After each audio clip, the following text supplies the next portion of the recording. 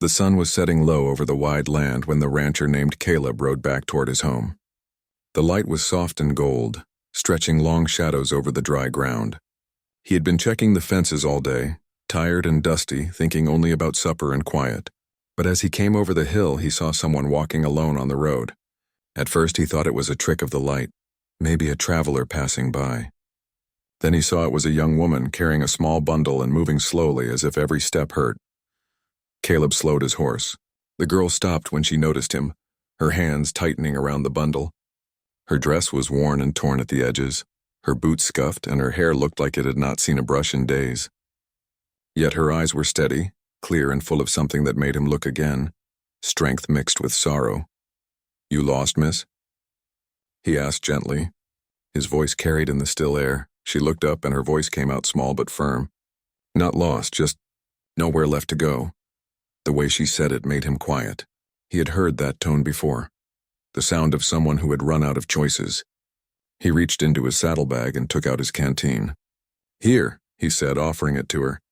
She took it carefully, like she was afraid it might be taken back, and drank in small sips. When she handed it back, she whispered a soft thank you. "What's your name?" he asked. "Anna," she said. "Just Anna," he nodded once. "Caleb, my ranch is a mile that way.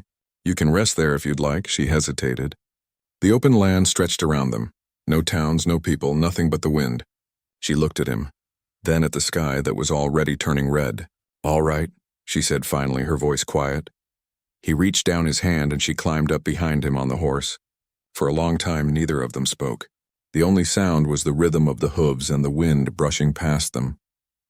Caleb could feel how light she was, more like a shadow than a person, and he wondered how far she had walked before he found her. When they reached his ranch, the sky had turned purple. The house stood at the edge of the field, weathered but strong. A small barn stood behind it, and a line of cottonwoods marked the creek. Smoke rose from the chimney where a pot of stew still waited from morning. He helped her down carefully. "You can sit there on the porch," he said. "I'll get you something warm." She nodded and sat quietly, her hands folded in her lap. Her eyes moved across the land, the cattle, the barn, the hills fading into distance. For the first time in many days, she seemed to breathe easier. Inside, Caleb stirred the stew and cut a slice of bread.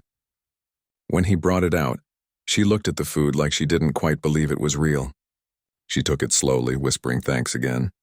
When she finished, she looked up at him and said, "You didn't have to stop for me." He leaned on the post, looking toward the horizon. "Maybe not," he said. "But out here, people take care of each other. That's the way it should be." Her eyes softened. She said nothing more, but something in her face changed. A little less fear, a little more trust.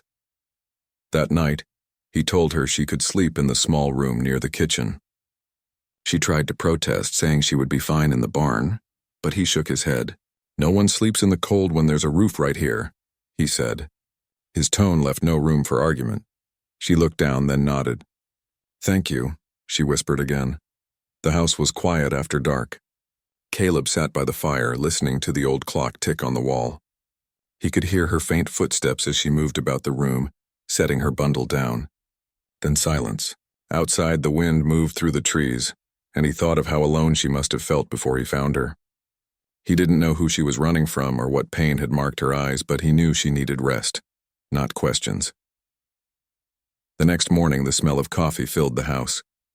When he stepped into the kitchen, he found her already awake, standing near the window.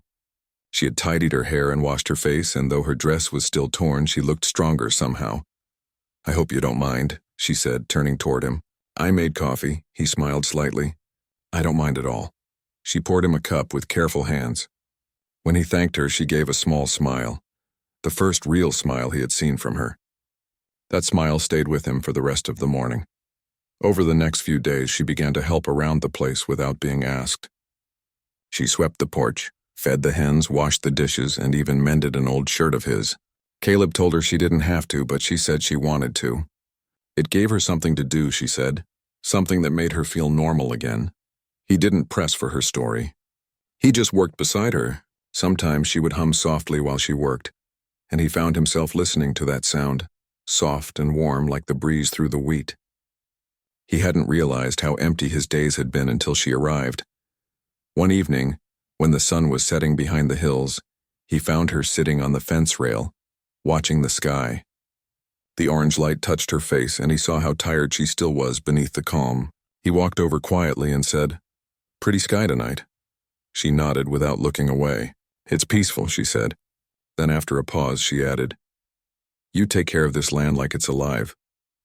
"It is alive," he said simply. "Everything here breathes in its own way." She turned to look at him. "It feels like home," she whispered, then caught herself as if she hadn't meant to say it aloud. He didn't answer right away. "You can make it your home for a while," he said softly. "No one's in a hurry out here." That night, as they sat by the fire, she finally told him her story. Her father had been a farmer. When he died, she and her mother tried to keep the land, but the debts piled up. After her mother passed, the man who had promised to help them took everything. The farm, the animals, even her mother's chair by the window. She tried to stay with distant relatives, but kindness was short and tempers long. So she left with nothing but her mother's ribbon tied around her wrist. Caleb listened without interrupting. He could hear how each word cost her something. When she finished, he nodded slowly. "You can stay here as long as you need," he said. "No one will trouble you." She looked at him then, her eyes bright with unshed tears. "Why?" she asked softly. "Why would you help me when you don't even know me?" He stared into the fire. "Because I remember what it feels like to have no one," he said. "And I won't let someone else feel that way if I can help it." She didn't answer, but she wiped her eyes quietly. For a while they just sat together, the firelight flickering on their faces. When the house grew still again, Anna lay in the small bed, staring at the ceiling. For the first time in months, she didn't feel afraid. The wind outside was gentle, the air warm from the hearth, and she could hear Caleb's steady steps as he checked the door before turning in. She turned to the window and saw the stars stretching over the plains like silver dust. A small smile touched her lips. Out on the porch, Caleb sat in his old chair, the same one his father had built.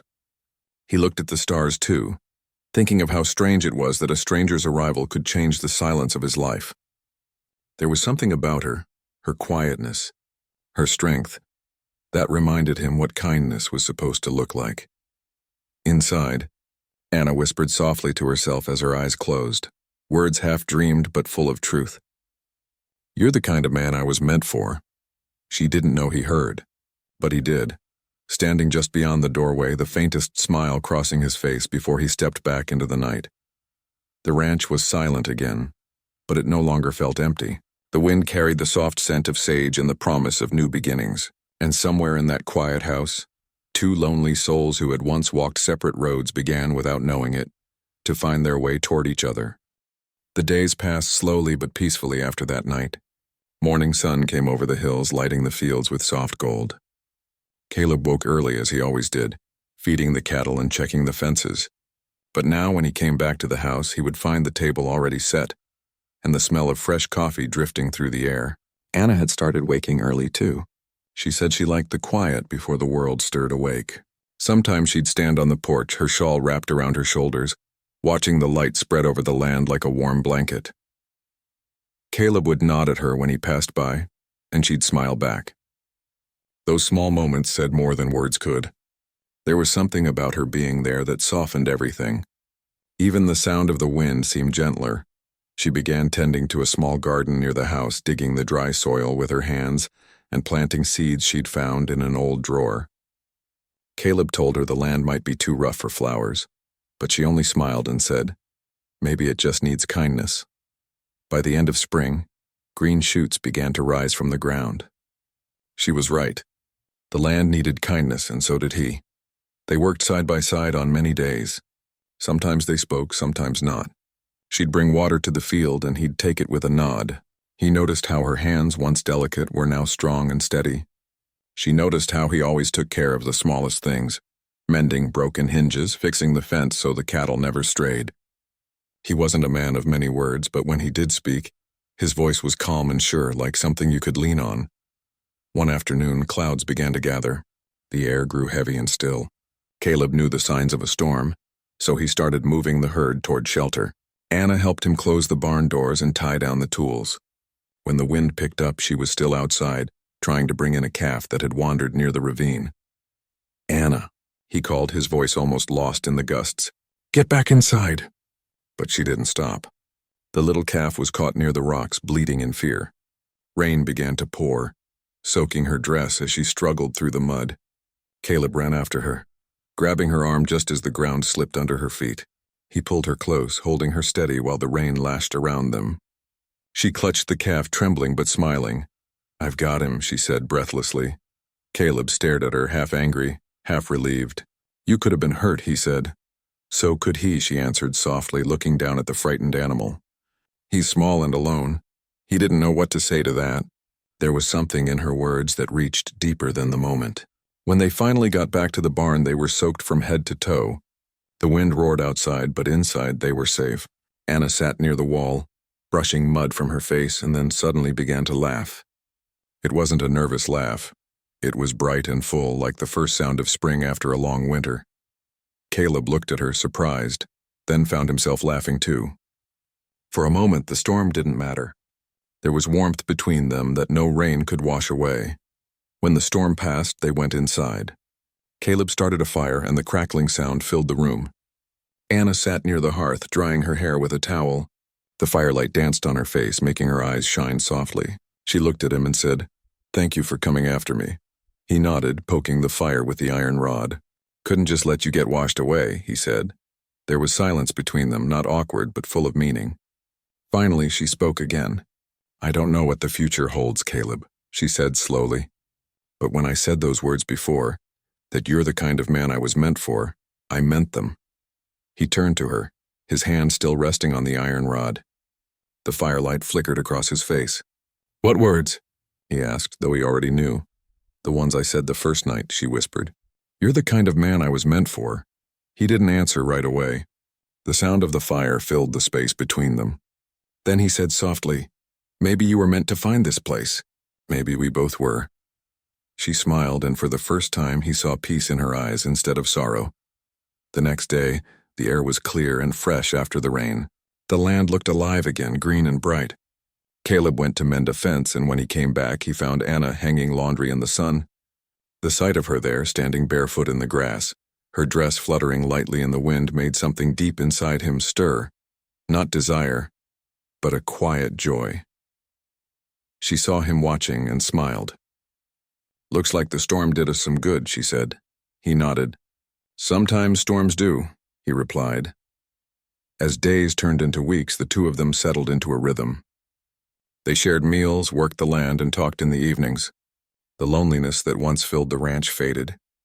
Anna's laughter often echoed across the porch, and Caleb found himself smiling more than he had in years. People in town began to notice the change.